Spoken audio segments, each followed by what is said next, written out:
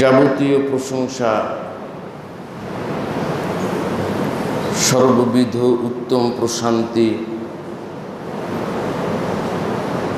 বিশ্ব চরাচরের সার্বভৌম অধিপতি আল্লাহ সুবহানাহু ওয়া তাআলার জন্য। আমরা আবারও তাঁর দয়ার দরিয়ায় হৃদয়ের সমস্ত আবেগ ও উচ্ছ্বাস উজাড় করে বিনয়ের মস্তক অবনত করে সর্বপ্রথম অসংখ্য সুজুদ জ্ঞাপন করি। আমরা সকলে মিলে এই মুহূর্তে সাজদা অবনত চিত্তে বলি সুবহানা রব্বিয়াল আলা, এবং সেই সাথে মনের মণিকোঠা হতে স্রষ্টার দেওয়া ভাষায় স্রষ্টার দরবারে সীমাহীন শুকরিয়া আদা করি। আমরা বলি আলহামদুলিল্লাহ, আলহামদুলিল্লাহ। অগণিত দুরূদ ও শান্তি আষাঢ় ও শ্রাবণ মাসের বর্ষণের মতো প্রলয় উষার উদয়কাল পর্যন্ত নাজিল হোক, বর্ষিত হোক আমাদের সকলেরই একমাত্র ইবাদতের নমুনা, আদর্শ গুরু, অনুকরণ ও অনুসরণযোগ্য একমাত্র আদর্শ নেতা আহমদ মুস্তফা মোহাম্মদ মুজতবা সাল্লাল্লাহু আলাইহি ওয়াসাল্লামের উপর আল্লাহুম্মা সাল্লি আলাইহি আল্লাহুম্মা ওয়া বারিক আলাইহি। উপস্থিত মুসল্লি ইকরাম, আমার বিশ্বাস আপনারা অবগত আছেন আমাদের বিশেষ করে গত কয়েক জুমা হতে ন্যায় বিচারের উপরে আলোচনা চলছে। ন্যায়সঙ্গত বিচারের ফল কি, আর অন্যায় অবিচার করলে সেটারও আবার ফল কি, এ বিষয়ের উপরে আমাদের বিশ্বনবী মুহাম্মদুর রাসূলুল্লাহ সাল্লাল্লাহু আলাইহি ওয়াসাল্লামের মুখনিসৃত বাণী থেকে আলোচনা চলছে, আপনারাও শুনছেন। ধারাবাহিকভাবে আলোচনা করতে গিয়ে গত জুমাতে আমি একখানা হাদিস, যেটা ইমাম আবু দাউদ তার স্বীয় কিতাবের মধ্যে কোট করেছেন এবং সেই সাথে ইমাম ইবনে মাজাও এই হাদিসটাকে এনেছেন, এবং হাদিস দুটোই সহিহ সূত্রে বর্ণিত হয়েছে।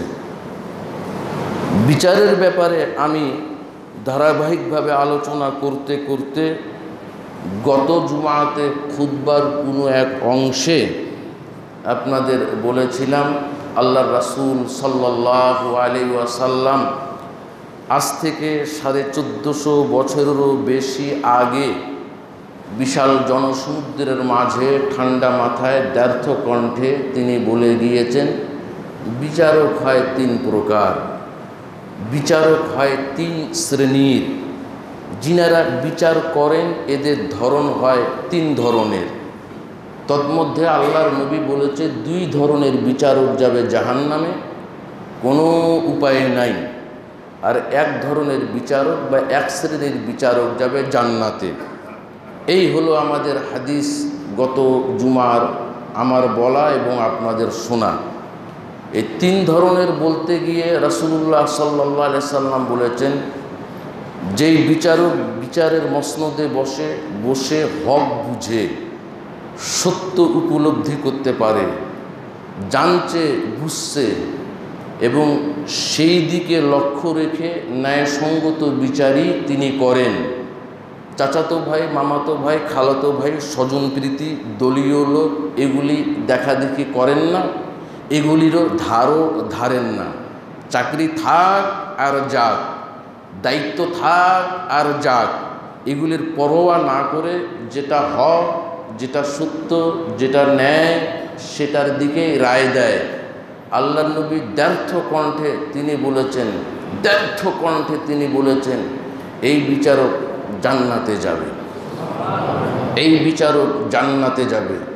জান্নাতে তো যাবে কিয়ামতের মাঠে বিচার হওয়ার পর। বিচার করতেই তো অনেক দিন সময় লেগে যাবে, অনেক সময় লেগে যাবে। সূর্য মাথার কাছে চলে আসবে, মাটি আঙ্গার হয়ে যাবে, দাঁড়িয়ে থাকা তো অসম্ভব ব্যাপার। এরপরও উপায় নাই, দাঁড়িয়ে থাকতে হবে। জ্বলন্ত আঙ্গারের উপর দাঁড়িয়ে থাকা যায়? সিনটা একটু সামনে আনেন তো, একটু ভাসান, চোখের মধ্যে কি ভাসছে? কত ভয়াবহ পরিস্থিতি। কিয়ামতের মাঠ যত কঠিন, যত জটিল, যত ভয়াবহ, ঠিক সেইভাবে আমি আপনাদের সামনে ফুটিয়ে তুলতে পারছি না। আপনারা উপলব্ধি করতে পারছেন কি না আমি তাও বুঝতে পারছি না। এত ভয়াবহ পরিস্থিতিতে রাসূলুল্লাহ সাল্লাল্লাহু আলাইহি সাল্লাম বলেছেন 100 বছর, 200 বছর, 300 বছর, 500 বছর এইভাবে করে মানুষের ত্রাহি ত্রাহি অবস্থা শুরু হয়ে যাবে। আর ন্যায় বিচার যারা করবে তাদেরকে ওই যে রেস্ট হাউসের মতন ওই রেস্টে বিশ্রামে রাখবে, সেটা হচ্ছে আল্লাহর আরশের ছায়া। সেখানে থাকবে ন্যায় বিচারক। 2 নম্বর বিচারক সত্যটা বুঝলো কিন্তু সত্যভাবে ন্যায়সঙ্গত বিচার করলো না। কেন জানি স্বজন প্রীতি করলো, কেন জানি একটু দলীয় লোকের দিকে তাকালো, কেন জানি একটু চাচাতো ভাই, মামাতো ভাই, খালাতো ভাই হাজার দোষ করুক তবুও তো আমার মামাতো ভাই, হাজার দোষে দোষী হোক তবুও তো আমার ছেলে, কেন জানি এই দিকটা লক্ষ্য রেখে সে ওই দিকে রায় দিল।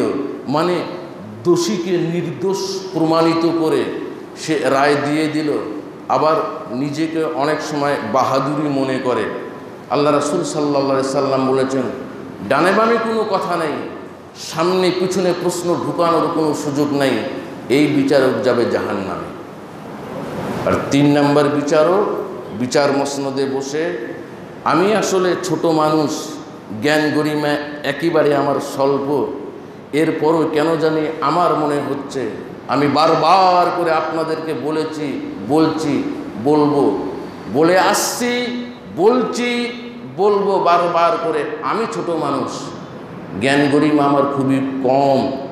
তবে এই কথা আমি সূর্য উঠে এবং ডুবে এটা যেমন চোখে দেখি এবং বিশ্বাস করি, রাতের পর দিন, দিনের পর রাত হয়, এটা যেমন আমি বিশ্বাস করি, করতেই হবে। এর থেকে বড় সত্য আমাকে মরতে হবে, সকলকেই মরতেই হবে, এটা যেমন বিশ্বাস করি। কেন জানি আমার এমনটি মনে হচ্ছে রাসূলুল্লাহ সাল্লাল্লাহু আলাইহি সাল্লামের কথাগুলি অবশ্যই এত সত্য, এত সত্য। বিশেষ করে গত কয়েক জুমা হতে আজকে এই পর্বগুলি, এই প্যারাগুলি, এই পাঠগুলি আমার মনে হয় দিনাজপুর ইনস্টিটিউটে এই বক্তব্যটা দরকার ছিল বলা। এবং দিনাজপুর ইনস্টিটিউটে এরকম শহরের মেন সিটি দিনাজপুর সিটির মাঝখানে এই বক্তব্যগুলি দরকার ছিল। স্বল্প পরিসরের থেকে ব্যাপক পরিসরে, বিশেষ করে গত 2 জুমা আর আজকের এই বক্তব্যটা দরকার ছিল। অমনটির সুযোগ নাই। আল্লাহ সুবহানাহু ওয়া তাআলা হয়তো বা বাঁচিয়ে রাখলে কোনোদিন সুযোগ করে দিলে এই বিষয়গুলি লোকালয়ের মাঝে বলাটা দরকার। ডানে বামে চিন্তা ভাবনা করে একটু কথা বলছি, কেন দরকার এটা আপনাদের জ্ঞান গরিমা বিবেক বুদ্ধি দিয়ে একটু বুঝে নেন। সব কথা ভেঙে বলার সময় বা পরিস্থিতি এখন নাই। তবে যে এটা যে হচ্ছে লোকালয়ের মাঝে বলাটা দরকার, এটা আপনারাও বুঝছেন। 3 শ্রেণীর, 3 রকম, 3 ধরনের বিচারক। 3 নম্বর বিচারক আল্লাহ রাসূল বলল ফাহুয়া ফিন্নার, ওই বিচারকও যাবে জাহান্নামে। সাবধান যারা বিচার পদে আছেন, সাবধান যারা বিচার মসনদে বসে আছেন, সাবধান যারা বিচারের কলম সরকার আপনার হাতে দিয়েছে, তারা একটু সাবধান হয়ে যান। রাসূলুল্লাহ সাল্লাল্লাহু আলাইহি সাল্লাম বলেছেন, ওয়া রাজুলুন কাযা লিন্নাস, আহা, ওয়া রাজুলুন কাযা লিন্নাসি আলা জাহলিন ফাহুয়া ফিন্নার। বিচার মসনদে বসেছে 3 শ্রেণীর ওই বিচারক। ওয়া রাজুলুন কাযা লিন্নাস, মানুষের বিচার করতে বসেছে বিচার মসনদে। হাদিস আবু দাউদ এবং ইবনে মাজার, হাদিস সহি সূত্রে বর্ণিত, জয়ীফের জ নাই, এত সহি হাদিস। আল্লাহর নবী বলেছে হতেই হবে, হতেই হবে, 100 বার হতে হবে, 1 লক্ষ বার হতে হবে, 1 কোটি বার হতে হবে, অসংখ্য কোটি বার তাকে জাহান্নামে যেতেই হবে। কারণ নবী বলেছেন তাই যেতে হবে, নবী বলেছেন তাই যেতে হবে। সূচের ছিদ্র দিয়ে দুম্বা যাওয়া সম্ভব না, এরপরও সম্ভব হলে হতে পারে। সূচের ছিদ্র দিয়ে একটা দুম্বা পার হওয়া সম্ভব না, এরপরও সম্ভব হলে হতে পারে। কিন্তু এই শ্রেণীর বিচারক জান্নাতে যাওয়া কোনো কালেও কোশ্চিনকালেও সম্ভব না। একদিন না একদিন সে জান্নাতে যেতে পারে না, তাকে জাহান্নামে যেতেই হবে। কোন শ্রেণীর? ওয়ারাজুলুন কাযালিন নাস, মানুষের বিচার করতে বসলো, বিচার করতে বসে আলা জাহালিন, বেটা বুঝেও না সুঝেও না, লোকটাকে কোনোদিন দেখে নাই, ঘটনাস্থলে ছিলও না, বুঝাইতে পারছি না বাপজিরা আমার, বুঝাইতে পারছি না। তবে ইনস্টিটিউট মাঠে, লোকালয়ের মাঝে, গোরে শহীদ ময়দানে, ঢাকার বড় বড় আপনার জায়গাগুলিতে এই বক্তব্য বলাটা যেরকম আমি মনে করছি দরকার ছিল, সেরকম আবার বিপদও মনে হচ্ছে একদিক দিয়ে আছে। সেটা হচ্ছে আপনারা বুঝে নেন, বিপদও মনে হয় একদিক দিয়ে আছে।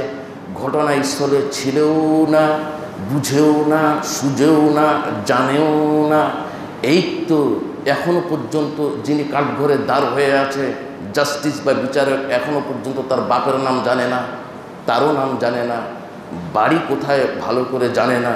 এই তো এরপরে হচ্ছে বিচার হলো, এরপরে বিচার হয়ে বেচারা নির্দোষ অথচ দোষী সাব্যস্ত করে রায় দিয়ে দিল ফাহুয়া ফিন্নার।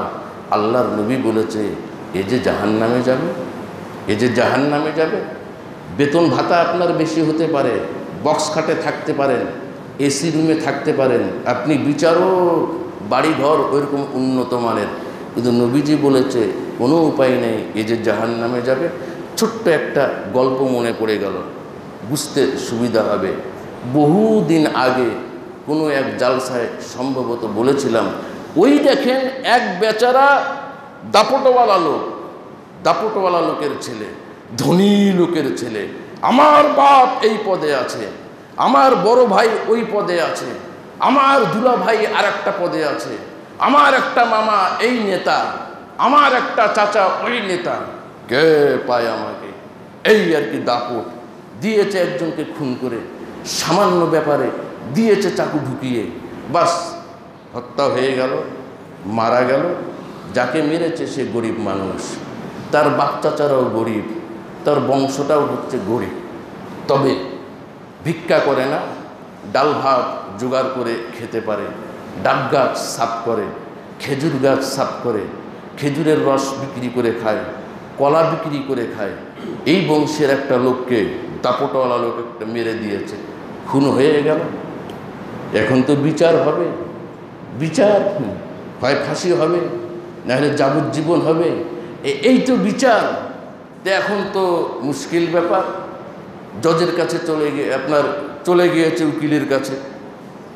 আমাদের দেশে তো উকিল আছে, উকিল ধরতে হয়, উকিলের কাছে চলে গিয়েছে। আমি এখন ইখতিলাফ করছি না উকিল ধরা, উকিলের বলা জায়েজ না জায়েজ কতটা, এই প্রসঙ্গে এখন বলছি না। আমি শুধু এতটুকু বলতে চাচ্ছি, উকিলের কাছে চলে গিয়েছে। উকিল সাহেব বলল কি হয়েছে? বলেছে খুন করেছে। আরে খুন করেছিস তো এত চিন্তা কেন করছিস? স্যার ফাঁসি হবে না তো? হেই বোকা, খুন করলে ফাঁসি হয়? তোকে কে বলেছে? একটু নাউজুবিল্লাহ বলে, তোকে কে বলেছে? খুন করেছিস তো কি হয়েছে? স্যার বাঁচবো তো। বলে বাঁচবি না মানে? আর আমি তো ওই উকিল, একটা কেন 10টা খুন করে আয় তাও বেঁচে যাবি। আমার ওকালতির প্যাঁচ তো কেউ জানে না, একটা কেন 10টা খুন কর তাও বেঁচে যাবি।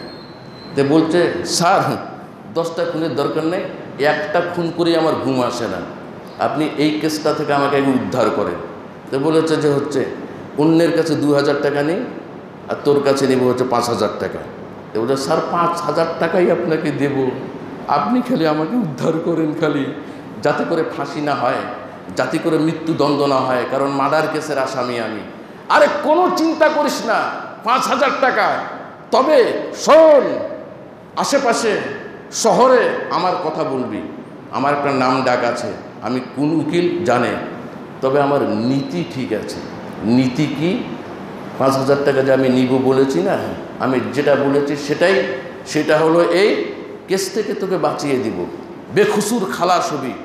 তবে খালাসের পর টাকা আমি আগে টাকা নেই না, ভিজিট আগে নেই না, এটা আমার একটা নীতি আছে। কাজ হবে টাকা দিবি, অসুবিধা নেই। এখন কি করতে হবে আমাকে বলে, ছোট্ট একটা গল্প শুনেন, গল্পের মাধ্যমে জ্ঞান। কি করতে হবে আমাকে বলেন? তো বলছে তুই এখন চলে যা বাড়ি, বায়োডাটা সব লিখে টিখে নিলাম, এখন চলে যা বাড়িতে। তো বাড়িতে চলে যেয়ে কী করব? বলে 3 মাস তুই চুল কাটবি না, তুই নখ কাটবি না, তুই দাড়ি কাটবি না, তুই মোচ কাটবি না, পারলে ব্রাশও করবি না, পারলে গোসলও করবি না, এই ইত্যাদি ইত্যাদি 3 মাস। তো বলেছে ঠিক আছে 3 মাস পর আসবি। এরপরে 3 মাস ওইভাবে করে না গোসল, না ভালো মতন খাওয়া, না মুখ ধোয়া, না ব্রাশ করা, না নখ কাটা, না চুল দাড়ি মোচ কাটা।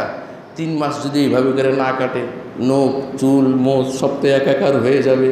তারপরে গায়ের গন্ধ, তারপর অপরিষ্কার কাপড়, তারপরে দাঁত ময়লা ইত্যাদি ইত্যাদি, মানে পাগলের ভেষ।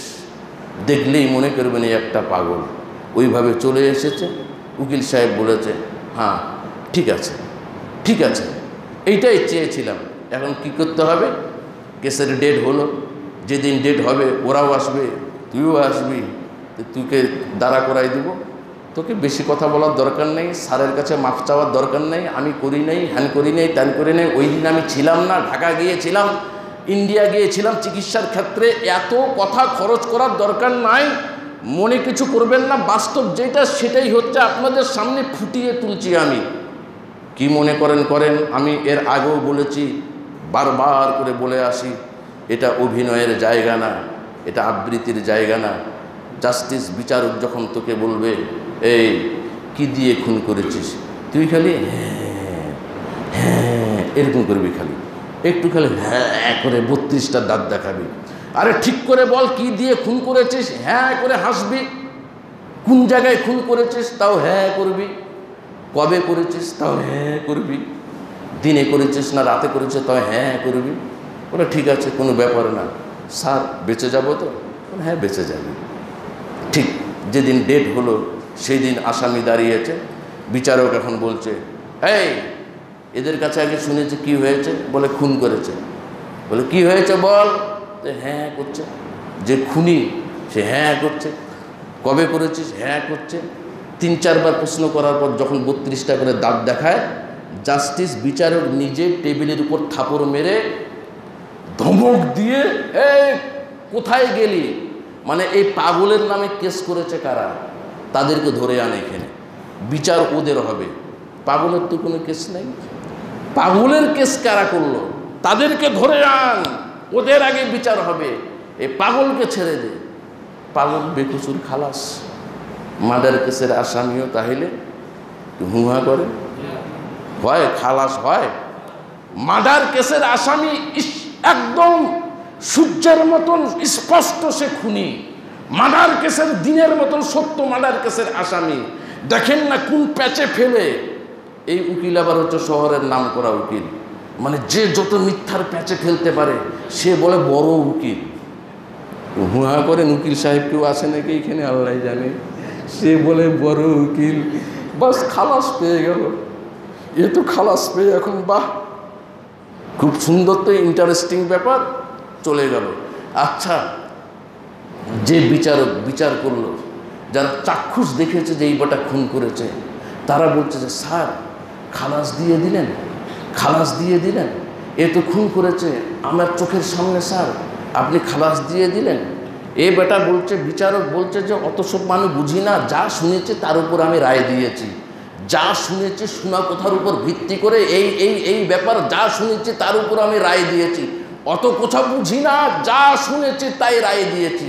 আমি কি আর ঘটনাস্থলে দেখে, তুই দেখেছিস, আমি কি আর দেখেছি? লিন্নাসি আলা জাহালিন, এই বেটা হচ্ছে অজ্ঞতা বিচারক, এ হচ্ছে মূর্খ বিচারক। আল্লাহ রাসূল বলেছেন ফাহুয়া ফিন্নার, ডানে বামে কোনো কথা নাই, দুনিয়া একদিকে গেল, একে জাহান্নামে যেতেই হবে। আল্লাহ রাসূল বলেছেন জাহান্নামে যেতেই হবে। এ তো খালাস পেয়ে গেল। তাহলে বোঝা যাচ্ছে গল্পটা যে বললাম এটাকে পানিতে ছুঁড়ে ফেলার মতন, এটাকে নর্দমায় কি ছুঁড়ে ফেলার মতন? জানেন না, আশেপাশে একটু তাকান না, এরকম কি হয়? এরকম কি হয়? আমার সোনার বাংলাদেশে এমন কি হয়? মানুষের দেশের কথা বলবো না, আমার দেশে কি এরকম হয়? যদি না হয় আলহামদুলিল্লাহ, যদি হয় তা বলবেন হয়। এরকম কি হয়? কোনো নির্দোষ দোষী সাব্যস্ত হয়, আবার দোষী নির্দোষ প্রমাণ হয়ে রায় পেয়ে যায়, এরকম কি হয়? 1450 বছর আগে আজকের বিচারের কথাটা আল্লাহ রাসূল কত স্পষ্টভাবে বললেন, একটু সাবধান, অত সোজা ব্যাপার না। বিচারের দায়িত্ব নিতে যদি ভয় করেন, পানের দোকান করে খান, বিচারের দায়িত্ব নিয়েন না। ওমরের ছেলে আব্দুল্লাহ বিচারের দায়িত্ব নিতে চায় নাই, উসমান বলার পরও নিতে চায় নেই। কেন জানেন? আমি জানি না। বিচার করতে গিয়ে যদি একটু হেরফের হয়ে যায়, ওই যে ডিমের কথা বললাম, ওই যে মিষ্টির কথা বললাম, একটু যদি কম বেশি হেরফের হয়ে যায়, তাহলে আল্লাহর কোরআনের ভাষায় সে হচ্ছে কাফের, সে হচ্ছে ফাসেক, সে হচ্ছে জালেম। কাফের, ফাসেক, জালেম জাহান্নামে যাবে, জান্নাতে যেতে পারে না। ভাই উসমান আমাকে মাফ করেন, এরপরও উসমান দায়িত্ব দিয়েছেন তিনাকে। এত এত এত সূক্ষ্ম জিনিস। এইবার পাগলের ভেষধারী, ও তো আসলে পাগল না। এই বিচারটা কে করবে? কে প্রমাণ করবে এ পাগল না স্যার, এ পাগলের ভেষ ধরেছে? আপনি কেন ওর দিকে রায় দিলেন? স্যার একে শিখিয়ে দেওয়া হয়েছে, এ পাগল না, পাগলের ভেষ ধরেছে, এ দোষী, এ নির্দোষ না, নির্দোষ নিজেকে এইভাবে করে ভেষ ধরে প্রমাণ করতে চাচ্ছে। কে বলবে তাকে? স্যারকে কে বুঝাবে? এইবার পাগল তো এইবার হচ্ছে বাস খুব খুশি, ইস খুন করেও পার পাওয়া যায়, মানুষকে মেরে ফেলার পরও পার পাওয়া যায়, মার্ডার কেসের আসামি হয়ে আমি কিভাবে করে বেকসুর খালাস হয়ে গেলাম, আমি নাকি নির্দোষ, নিজেই বুঝাইতে পারছে না। কেমন করে আমি ফার্স্ট হলাম, কেমন করে আমি নির্দোষ হলাম, কেমন করে আমি খালাস পেলাম? এবার ওই যাচ্ছে তো উকিল সাহেব পিছন দিক থেকে ডেকে বলছে, এই বজলা আমার ভিজিটটা। তো উকিল সাহেবের দিকে দেখে এবার বজলা বলছে, হ্যাঁ, কথাটা বুঝেন না? এই বিটাকে বলছে হ্যাঁ, ভিজিটটা আবার বলছে হ্যাঁ। তো উকিল বলছে হয়েছে, তোকে আর পাগলের ভেষ ধরতে হবে না, ওটা প্যারা চলে গিয়েছে, এখন তো আমার ভিজিটটা দে। ফের বলছে হ্যাঁ, এমন করছে। বলছে আশ্চর্য কথা, তুই আমাকেও হ্যাঁ দেখাইস, আমি শিখাইলাম, আমি পড়াইলাম, কেমন মিথ্যা শিখিয়েছিলিস, এখন তোকে ওইটা ফিরিয়ে দিচ্ছে, হ্যাঁ করছে। আর একটা উকিল সাহেব এসে বলছে, হো কি সাহেব, আবু বকর সাহেব, কি ব্যাপার, আসামি নাকি? বলে হ্যাঁ। বলে এই ব্যাপার, বেকসুর খালাস হয়ে গেল 3-4 মাস পরে, এখন আমি এইভাবে করে শিখিয়ে দিয়েছিলাম, 5000 টাকা আমার ভিজিট বাকি ছিল, ওইটা চাচ্ছি, তা আমাকেও দাঁত দেখাইছে, হ্যাঁ করছে। ওই উকিল বলছে বাদ দেন, মানুষের চরিত্রটাই হচ্ছে এরকম, বাদ দেন, একটু নাউজুবিল্লাহ বলেন। উপস্থিত ভদ্রমণ্ডলীগণ, আপনাদের জ্ঞান আছে, গরিমা আছে, বিবেক আছে, বুদ্ধি আছে, একটা কথা মনে রাখবেন, সমাজে স্বৈরাচার, অনাচার, অত্যাচার, ঘুষ, স্বজনপ্রীতি, পক্ষপাতিত্ব, এগুলি সব ধেয়ে আসার উল্লেখযোগ্য মাধ্যম। সমাজে যখন ন্যায়সঙ্গত বিচার হবে না, ন্যায়সঙ্গত বিচার যখন হবে না, সেই জাতির মধ্যে, সেই সমাজের মধ্যে আমি কি বলবো? আমি রাসূলের কথা শুধু অনুবাদ করছি আপনাদের সামনে, আমি কি বলবো? আল্লাহর নবী বলেছে, যেহেতু আমি ধর্মের প্রচারক হিসাবে আল্লাহ সুবহানাহু ওয়া তাআলা 2 বাংলায় আমাকে কবুল করেছেন, এজন্য আমার মনে করি আমি দায়িত্ব আমার, না হলে কিয়ামতের মাঠে না জানি আমি পাগড়াও হয়ে যাই। এই জন্যে কথাগুলি বলা, রাসূলের কথা আমি পৌঁছাবই, যতদিন বেঁচে থাকবো ততদিন পৌঁছাবই। রাসূলের কথা আমার কথা না, রাসূলের কথা আমার কথা না, আমি পৌঁছাবই। রাসূল শিখিয়ে দিয়েছেন, বলতে বলেছেন, তাই আপনাদের সামনে বলা।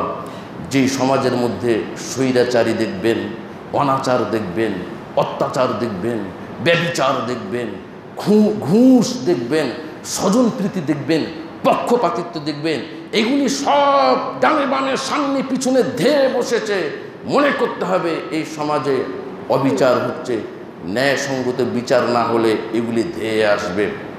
রূহ ছাড়া যেরকম দেহ বাঁচে না, রূহ ছাড়া যেমন দেহ বাঁচে না, ঠিক তেমনি ন্যায় বিচার ছাড়া সমাজ বাঁচে না। ছোট্ট কথা, এই কথার ওজন খুব, মনে রাখবেন, ছোট্ট কথা, এই কথার ওজন খুব।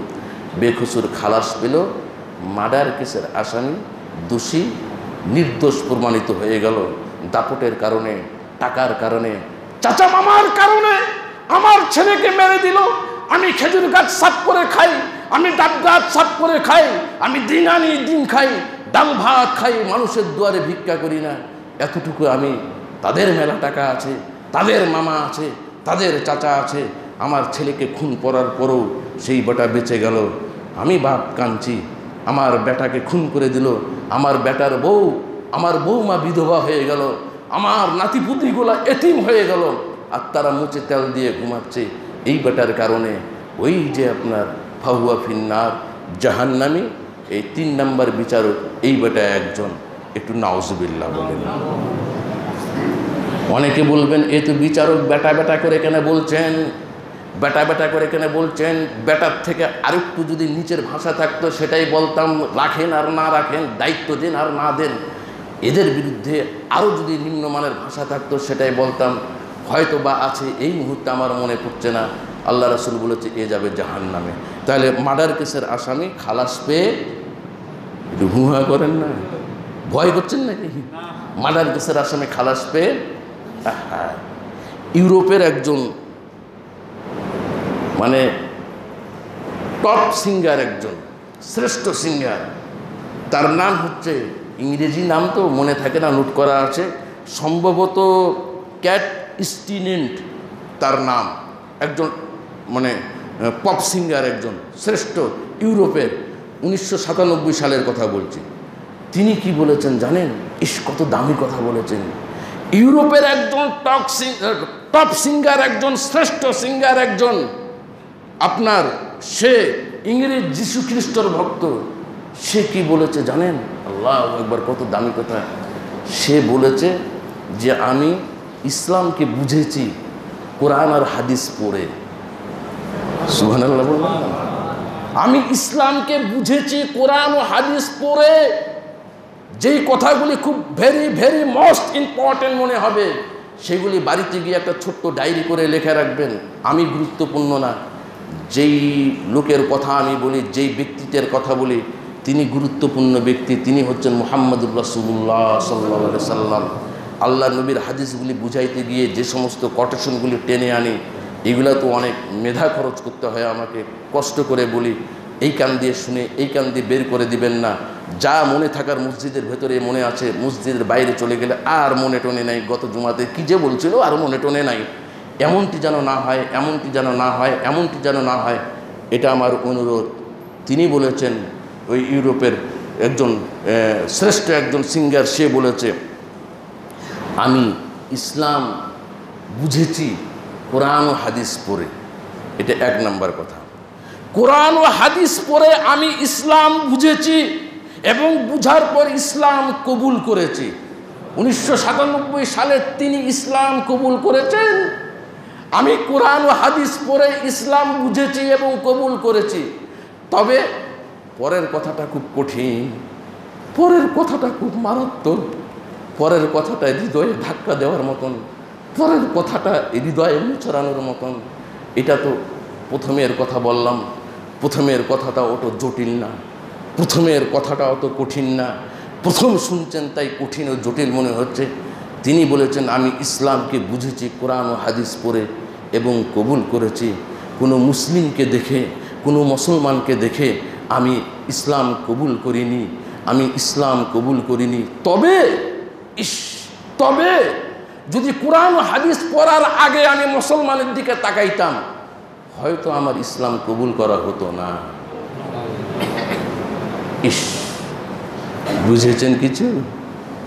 বুঝেছেন কিছু? লর্ড বার্নার্ড শোকে জিজ্ঞেস করা হয়েছিল, স্যার পৃথিবীর মধ্যে কোন ধর্ম শ্রেষ্ঠ আপনি কি বলতে পারেন? সঙ্গে সঙ্গে ডানে বামে সামনে পিছনে চিন্তা ভাবনা না করে লর্ড বার্নার্ড শো তিনি বলেছিলেন, কেন বলতে পারবো না, ইসলামই হচ্ছে সর্বশ্রেষ্ঠ, পৃথিবীতে সর্বশ্রেষ্ঠ ধর্ম ইসলাম। পক্ষান্তরে ওই জায়গাতেই দাঁড়িয়ে লর্ড বার্নার্ড শোকে বলেছিলেন, আচ্ছা স্যার বলুন তো পৃথিবীর মধ্যে কোন জাতি সব থেকে নিকৃষ্ট? ইসলাম তো সর্বশ্রেষ্ঠ বললেন, জাতির মধ্যে কোন জাতি নিকৃষ্ট পৃথিবীর মধ্যে? লর্ড বার্নার্ড শো ডানে বামে সামনে পিছনে চিন্তা ভাবনা না করে সঙ্গে সঙ্গে বলেছিলেন, কেন? মুসলমান। কত জোরে থাপ্পড় মেরেছে মুসলমান জাতিকে। টনক নড়ে। ওয়াজ করতে ভালো লাগে তাই করি, ওয়াজ শুনতে ভালো লাগে তাই শুনি। মুখরোচক পাঁপড় ভাজার মতন আজকালকার ওয়াজগুলি হয়ে গিয়েছে। কোন বক্তার কণ্ঠ ভালো, কোন বক্তা কিচ্ছা কাহিনী বলতে পারে, কোন বক্তা বলতে পারে আজগুবি ঘটনা, অমক পীর সাহেব বাতাসে যাই নামাজ বিছিয়ে নামাজ পড়েছে। ওয়াজটা যা দিল না রে, ওয়াজটা যা দিল না, জাতির কপাল এমনি পুরে নেই। কোন পীর সাহেব পানিতে হেঁটে হেঁটে চলে গিয়েছে, শুনে খুব ভালো লাগলো রে।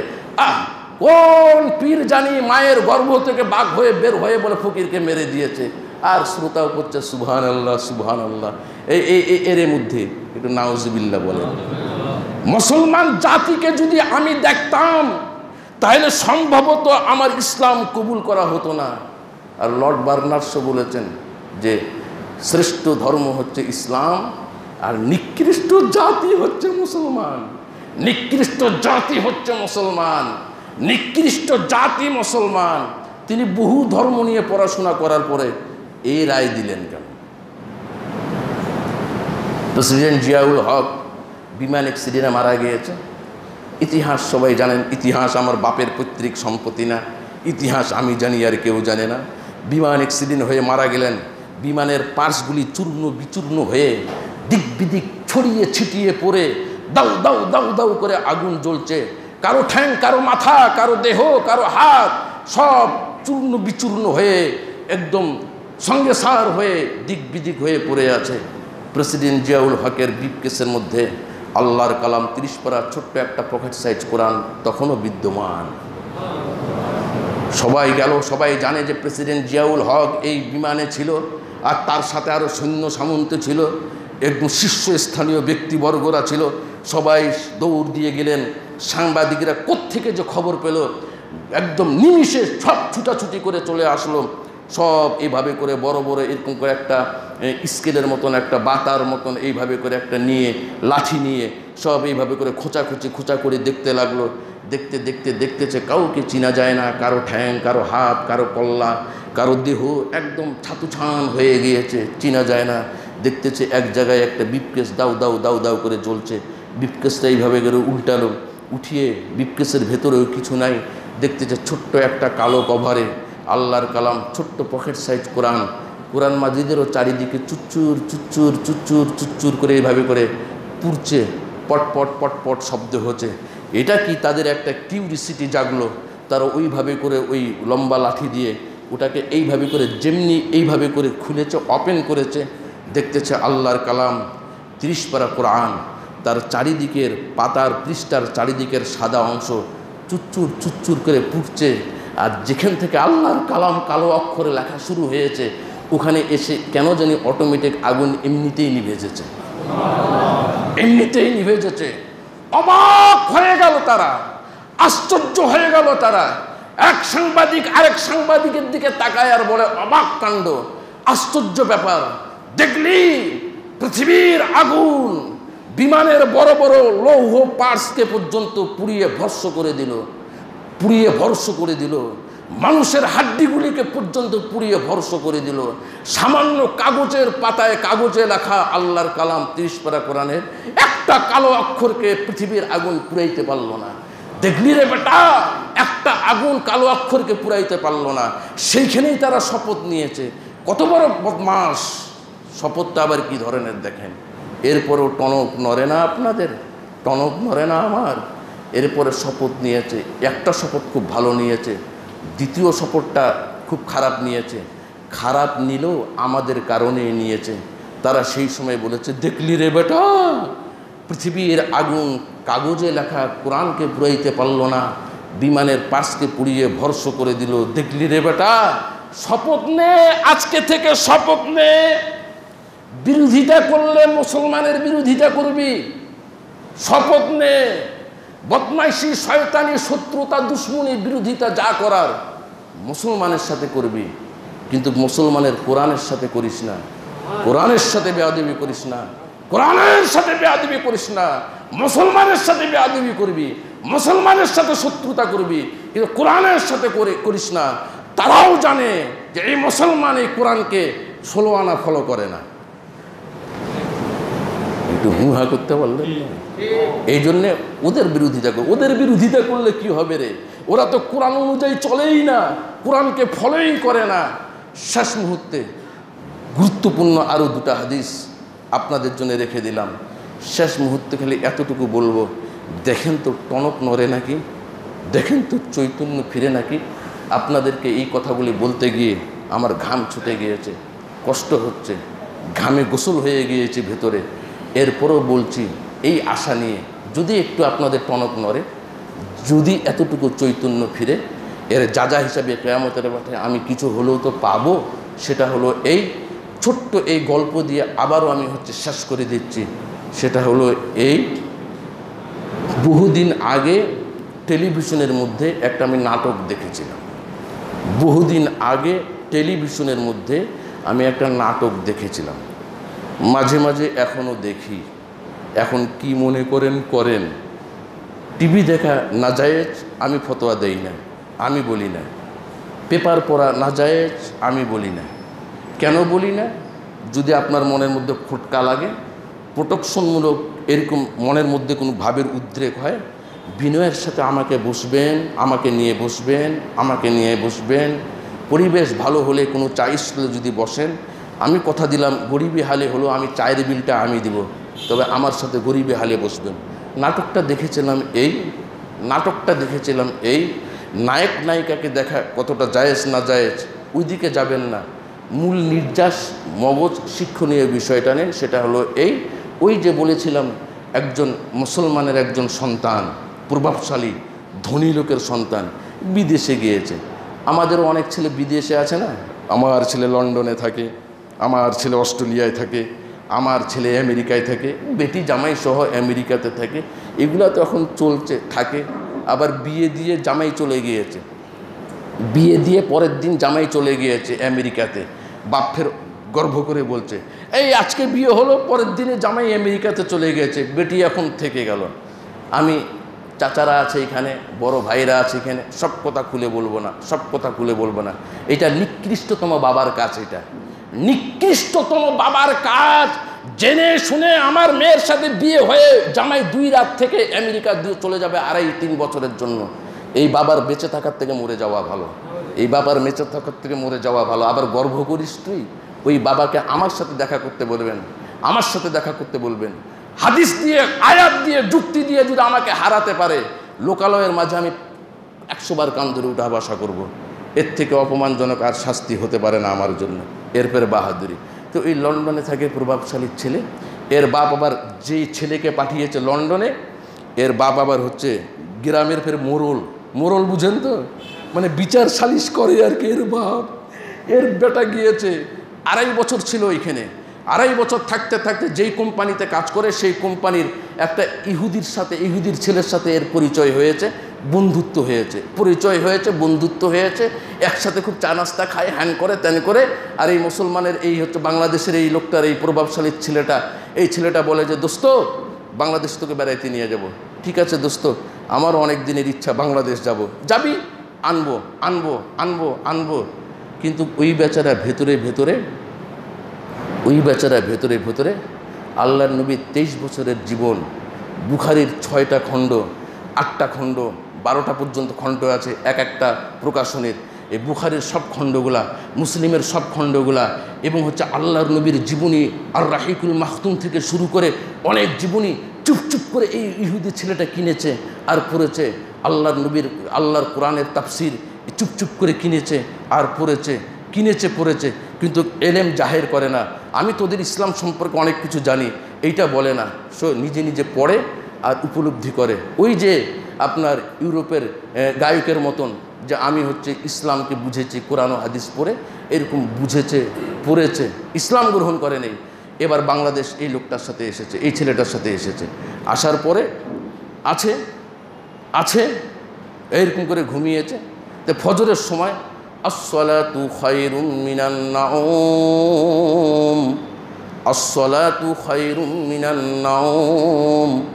ইহুদি ছেলেটা উঠে গিয়েছে, উঠে যে দেখতেছে যে এরা সবাই ঘুমাইয়েছে কেন রে?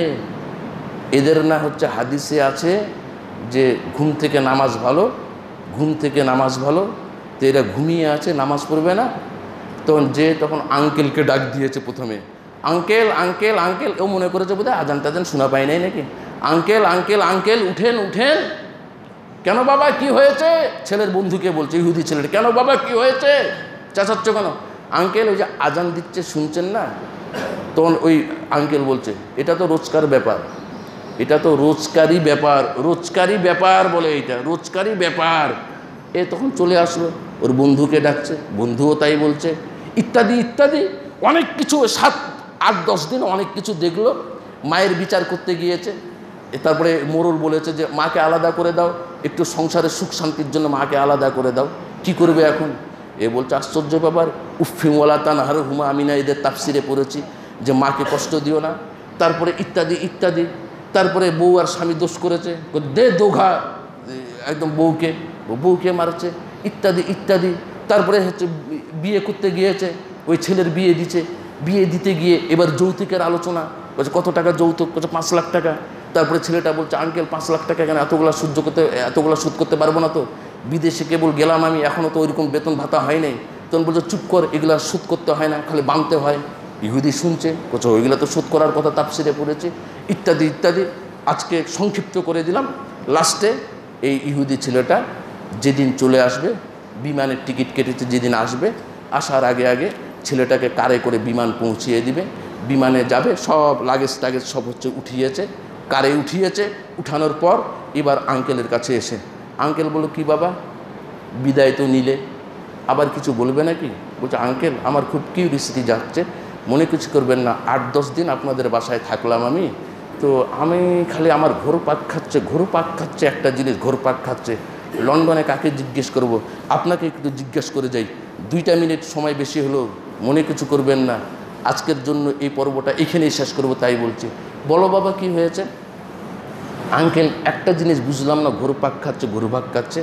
আমি হচ্ছে ওই লন্ডনে কোরআনের তাফসির পড়েছি, আমি লন্ডনে বুখারীর হাদিস পড়েছি, মুসলিম শরীফের হাদিস পড়েছি, আল্লাহর জীবনী পড়েছি। তা আমি বলতে চাচ্ছি আঙ্কেল, ওই লন্ডনের কোরআন আর আপনাদের বাংলাদেশের কোরআন কি আলাদা? বলছে না তো বাবা, আলাদা তো না বাবা, একই কোরআন। আচ্ছা, আল্লাহর নবীর যে জীবনীগুলা বুখারী, মুসলিম, আবু দাউদ, তিরমিজির এই হাদিসগুলাতে, ওই বুখারী, মুসলিম, আবু দাউদ, তিরমিজি, নাসাই, বাইহাকি, লন্ডনের কি আলাদা আর বাংলাদেশের কি আলাদা? বলছে না তো বাবা।